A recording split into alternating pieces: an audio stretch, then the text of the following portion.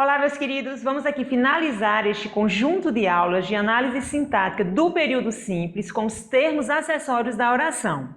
De modo bem prático, de modo bem dinâmico, como vocês bem sabem, para que nós possamos realmente compreender e não decorar. A ideia é entender, a ideia aqui é aprender.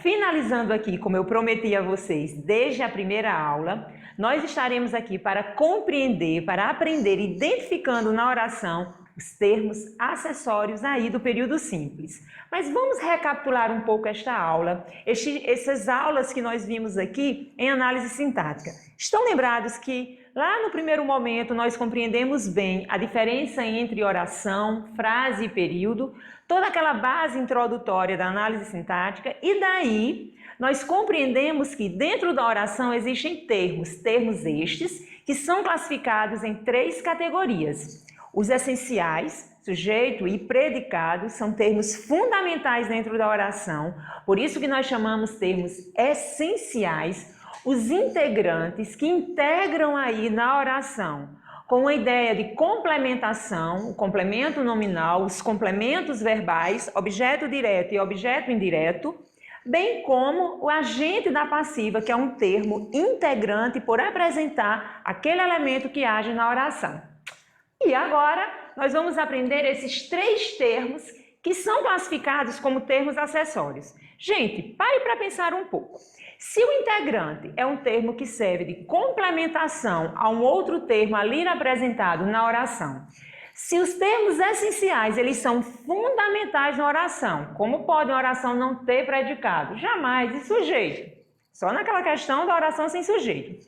Os termos acessórios, eles têm uma participação muito importante na oração, claro, trazem mais informações, trazem aí ideias explicativas, determinantes aí, bem interessantes para se compreender bem o outro termo apresentado, apresentam uma circunstância que é fundamental para complementar a informação.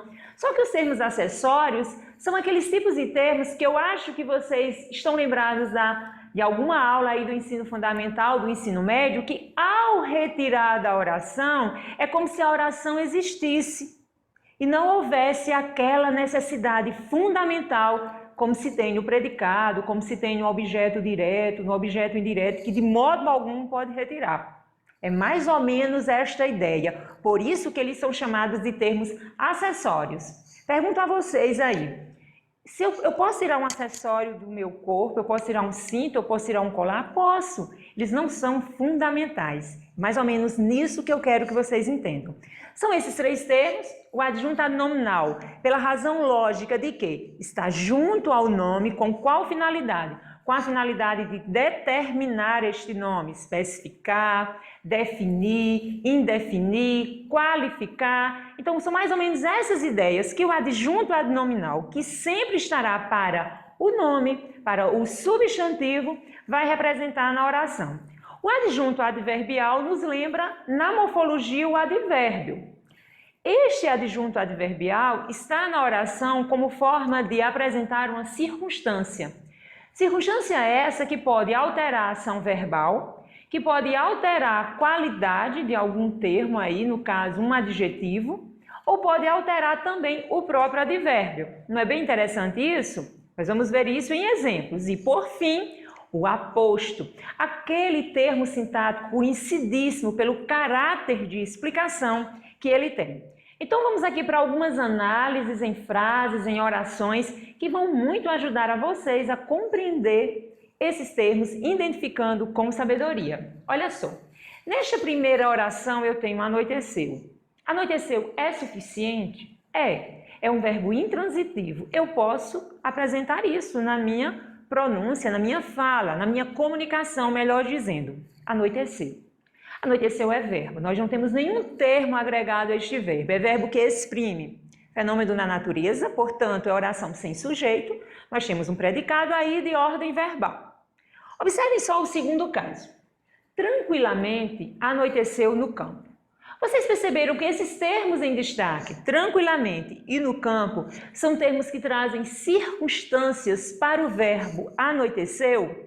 Olhe que anoiteceu de que modo? Tranquilamente. Onde anoiteceu? No campo. Poderia ser na cidade, poderia ser em outro espaço, mas aqui foi definido como no campo. Então, isso são circunstâncias definidas como tranquilamente, uma circunstância de modo e no campo, uma circunstância de lugar. No outro caso, eu quero que você bem preste atenção a esta situação. Anoiteceu na deserta cidade. Mais uma vez, o verbo anoitecer, que é intransitivo, ele apresenta termos aí, traz uma circunstância na cidade. E dentro dessa circunstância na cidade, nós temos um termo que caracteriza este nome cidade, deserta. Ou seja, esse termo está para especificar, esse termo está para qualificar o termo aí, o nome cidade. Então, deserta se dá como uma qualificação e não como uma circunstância. Assim, nós identificamos como adjunto adnominal. Compreenderam bem essa primeira ideia que se tem do que é uma circunstância, ideia de tempo, ideia de lugar, ideia de modo, ideia de causa, com relação a um termo que qualifica um nome, um termo que caracteriza um nome. Esse é o primeiro momento, eu espero que vocês tenham entendido bem aqui. Mas vamos aqui para as partes aqui compreendendo cada termo. Inicialmente eu coloco a frase: o notável poeta chileno deixou uma obra valiosa. Frase simples de ser compreendida, mas vamos à análise sintática para melhor compreender qual termo, o adjunto adnominal. Lembrando, o que é o adjunto adnominal? Aquele termo que vem junto ao nome. A própria expressão aí nos ajuda. Adjunto adnominal, junto ao nome. Com qual finalidade? Com qual função? Com a função de qualificar, com a função de caracterizar, de definir ou indefinir. Observem só nessa ilustração que eu trouxe aqui para vocês. Eu dividi entre a parte que é o predicado e a parte que é o sujeito. Dentro do sujeito, o notável poeta chileno, qual o núcleo desse sujeito? Poeta. É a parte central, é a parte que, em hipótese alguma, pode ser retirada da oração. Sabe por quê? Porque é uma parte essencial. E parte essencial nós não tiramos.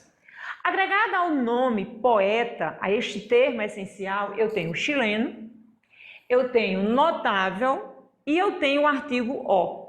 Essas três palavras, artigo, e esses dois adjetivos, notável e chileno, estão aí para o nome poeta, de modo a qualificá-lo, de modo a defini-lo. E aí eu tenho três casos de adjuntos adnominais para o nome poeta. Ajuda na informação, porque não foi o poeta brasileiro, não foi o poeta português, não foi o poeta japonês, foi o poeta chileno.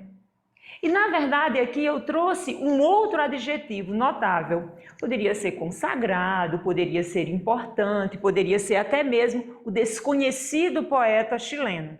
Então, são palavras que definem aqui de modo específico este nome. Junto a ele nós temos então como termo o adjunto adnominal. Ficou clara esta primeira parte?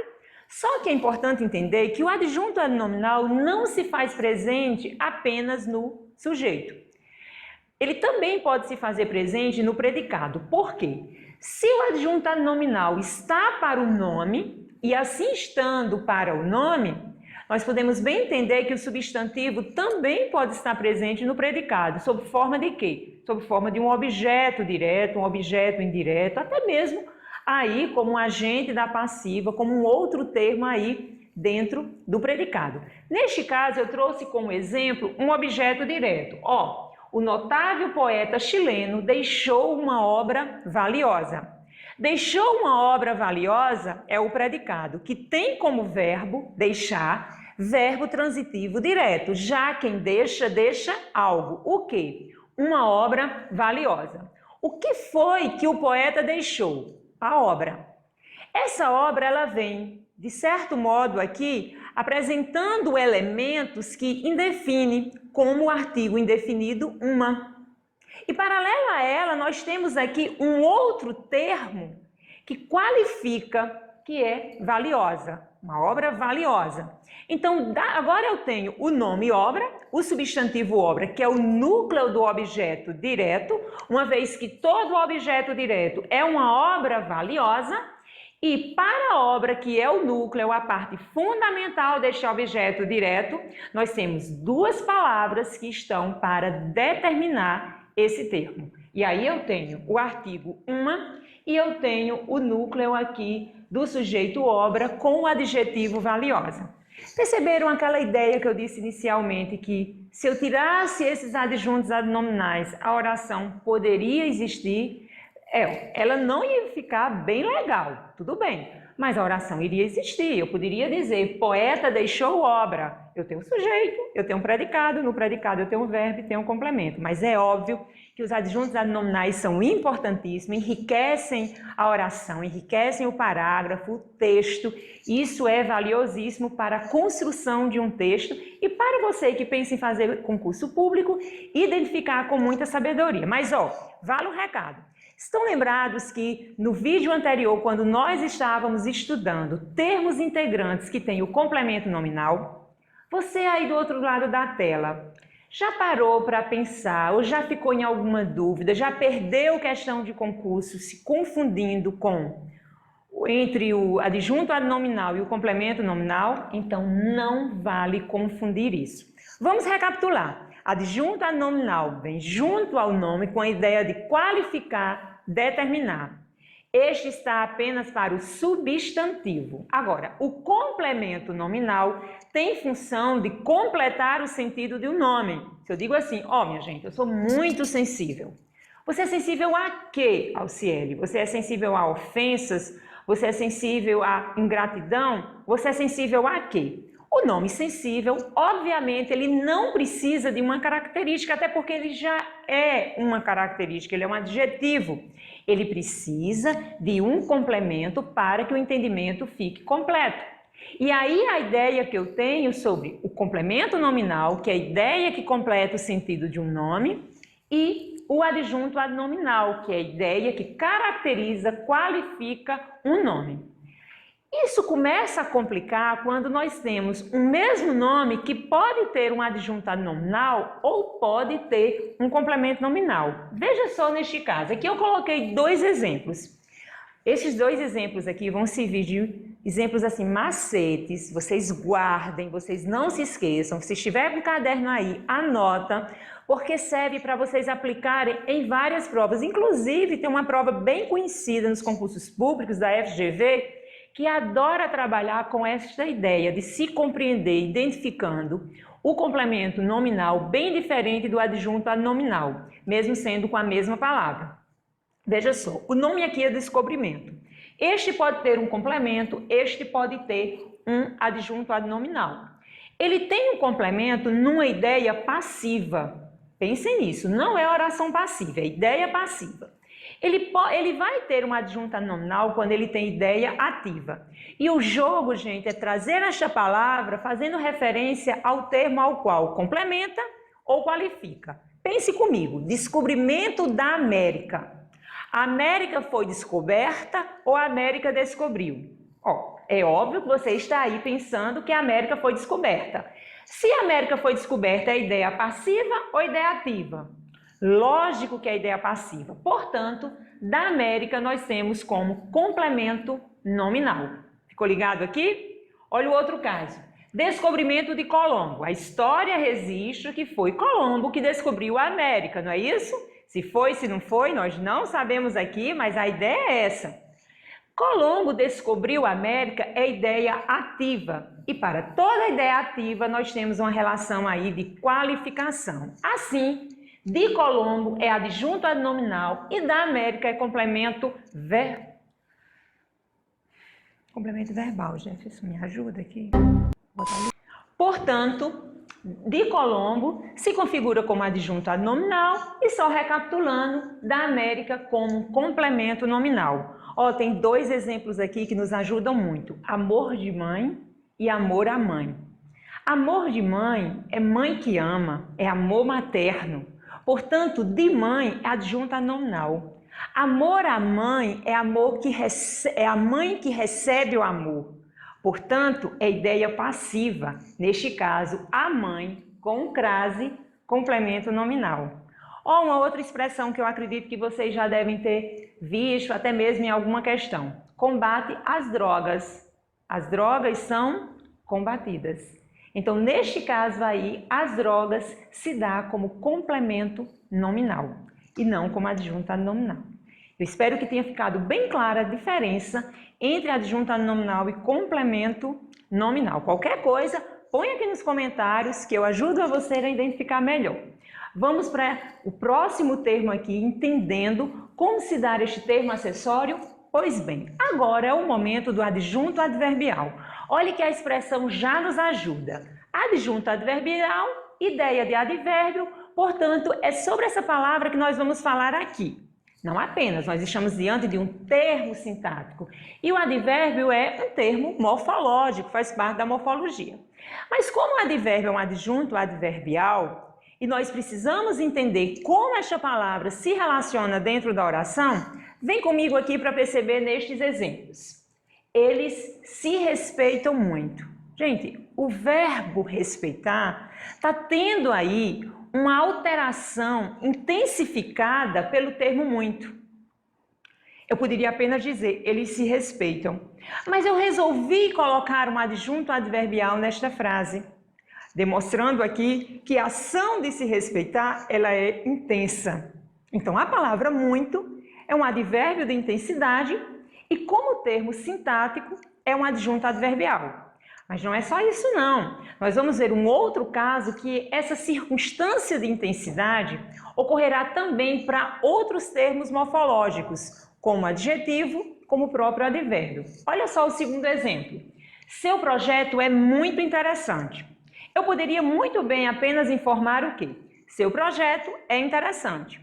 Mas para alterar a qualidade deste projeto, intensificando aí, eu posso muito bem informar dentro da oração que ele é muito interessante, apresentando aí um advérbio de intensidade, se configurando no plano sintático como adjunto adverbial. Ficou bem claro isso? Vamos para o terceiro caso, para que nós possamos entender que o advérbio também pode alterar o próprio advérbio. O time jogou muito mal. Olha que mal é advérbio. Também é adjunto adverbial, só que mal está para a ação verbal jogar. Ele jogou mal. Só que eu quis intensificar aqui essa circunstância de modo como ele jogou. E aí eu posso sim colocar na oração a intensidade aqui, utilizando este termo bem conhecido, que é o advérbio muito. E aqui nós começamos a entender como se dá o advérbio dentro da oração, representando aí o adjunto adverbial. Lembrando, altera o sentido do verbo, altera a qualidade aí de uma palavra que nós conhecemos como adjetivo e altera o próprio advérbio. Ficou claro isso daqui? Vamos para este outro caso, este outro exemplo. Veja só, amanhã voltarei de bicicleta à velha praça. O verbo é voltarei. Eu acredito que vocês já identificaram que o sujeito é oculto, de primeira pessoa, eu voltarei. E eu poderia muito bem encerrar minha oração aqui, mas não. Eu quero trazer informações circunstanciais para dar mais clareza àquilo que eu pretendo apresentar, a esta comunicação. Então, eu tenho um tempo. Eu voltarei amanhã. Eu não vou voltar depois de amanhã ou daqui a um mês, eu defini o tempo. Eu voltarei de bicicleta. Olha só, o meio que eu utilizei para voltar. E eu voltarei para onde? Eu voltarei para aquela velha praça.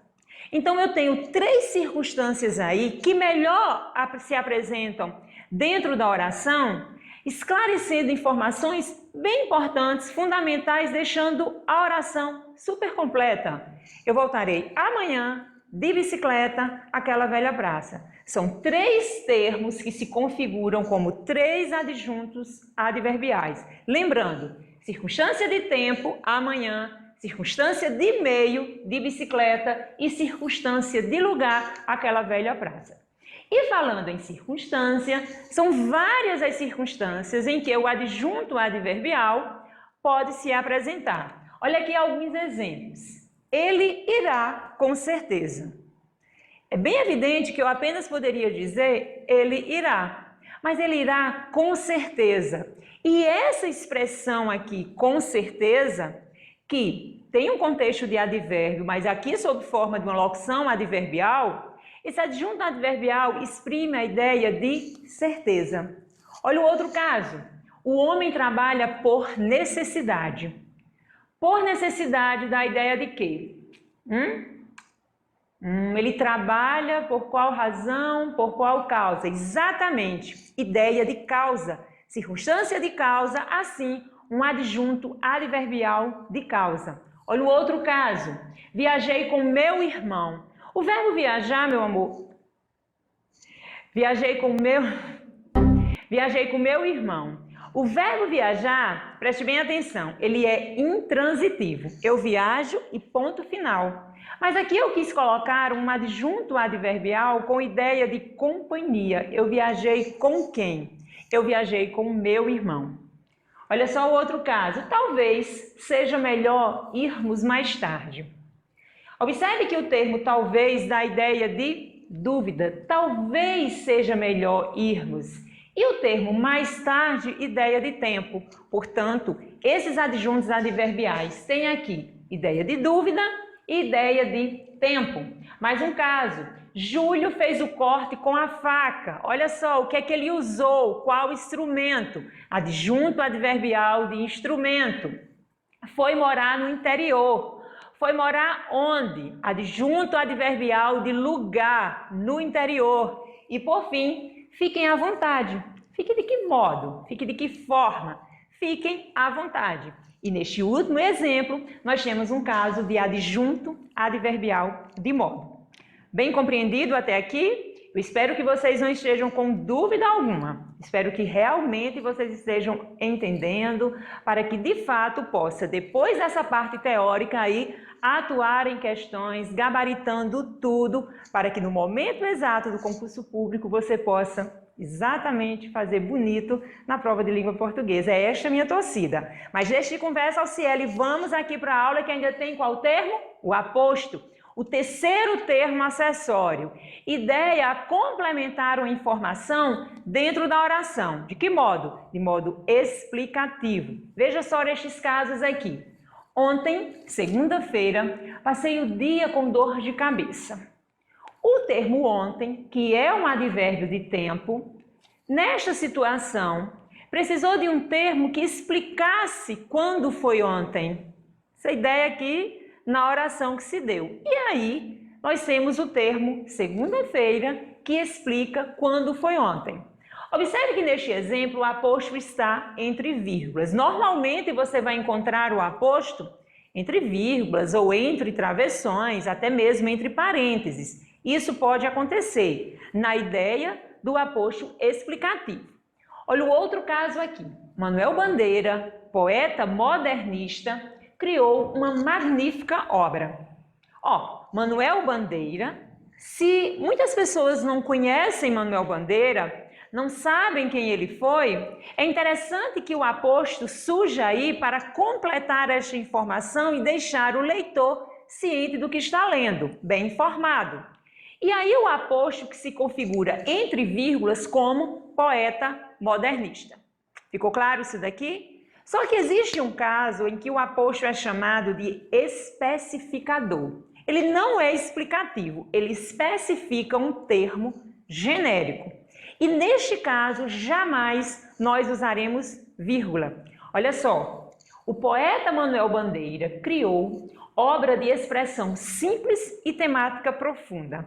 É essa ideia que nós temos aqui, Manuel Bandeira como aposto que especifica esse substantivo comum poeta. Porque poderia ser o poeta Carlos Drummond de Andrade, poderia ser Mário de Andrade, poderia ser Olavo Bilac, mas não. Eu especifiquei com o termo próprio, olha só, um substantivo próprio, Manuel Bandeira. Isso é muito comum quando eu digo, ó, o médico João Agripino, a professora Lúcia Maria, a enfermeira Maria Tereza, esses termos que eu uso aí entre genérico e particular, de modo específico, são termos que trazem uma especificação ao termo genérico anteriormente apresentado e nunca mesmo, ele é marcado por vírgula. Tá ligado aqui? Apenas para que vocês não pensem que sempre o aposto virá entre vírgulas. O aposto não virá sempre entre vírgulas, não no caso de aposto especificador, certo? Ó, para finalizar, nós vamos falar aqui de um termo que eu destaquei, não foi à toa, não foi porque a frase é única, é só uma palavra, não. O termo vocativo, ele não é termo fundamental, essencial, né? Fundamental na oração, que são os termos essenciais, melhor dizendo. Ele não é termo integrante e também não é termo acessório. O termo vocativo, ele está assim, na análise sintática. Qual é a natureza do termo vocativo? A natureza em que se dá um chamamento. Tanto eu posso personificar um ser, como eu posso usar o ser que é uma pessoa de fato. Sempre vem marcado por vírgula. Eu não vejo possibilidade alguma de se confundir vocativo com aposto. Aposto é termo que explica quando vem entre vírgulas e vocativo é termo de chamamento. Mas eu já me deparei com situações em que alguns alunos meus acabavam se confundindo. Mas isso aqui que fique bem claro para você jamais se confundir. O vocativo é termo de chamamento. É como se eu dissesse assim, ô Lúcia, preste atenção aqui no que eu estou explicando. Lúcia é o termo do chamamento. Olha o caso aqui. A vida, observe aqui este caso. A vida, minha amada, é feita de escolhas. Percebeu a entonação? Percebeu o jeito que eu falei? A vida, minha amada, é feita de escolhas. Minha amada foi o termo que eu utilizei para o qual eu faço referência no chamamento. Fernando Pessoa, ele personifica o mar. E ele usa aí, gente, o termo como vocativo. Eu acredito que vocês já ouviram essa poesia, ó. Ó mar salgado, quanto do teu sal são lágrimas de Portugal. Estão lembrados aí deste poema lá da aula de literatura? Pois bem, o que foi que Fernando Pessoa fez aqui? Ó mar salgado. Então, ele usa um chamamento, ele personifica, porque a poesia dá esta possibilidade, demarcando aí como vocativo. Tudo bem? Então, estes são os termos. Nós acabamos de finalizar aqui esse conjunto de aulas sobre o período simples. Aguardem nossas próximas aulas sobre o período composto e toda a sequência das aulas no campo da sintaxe. Antes de nós introduzirmos aqui as aulas de período composto, eu vou trazer uma videoaula somente com análise de questões de concurso para que nós possamos fechar este bloco aqui de período simples. Ficou combinado assim? Então espere para que no próximo vídeo nós possamos aqui analisar algumas questões, identificar os gabaritos dessas questões e assim poder treinar, que é o mais importante no estudo da língua portuguesa para os concursos, é o treino. Aprendam a teoria, mas o treino é fundamental. E eu já ia me esquecendo, não esquece de curtir esta aula, não esquece de comentar se tem alguma dúvida, alguma sugestão, alguma crítica aí, compartilhe com seus amigos. E eu não venho dizendo nos outros vídeos, mas eu vou dizer aqui. Coloca lá o sininho, põe a notificação para cada aula que for publicada aqui no canal, você possa receber aí a notificação e assim nos acompanhar. Tudo bem? Então espero que vocês tenham gostado e até a nossa próxima aula.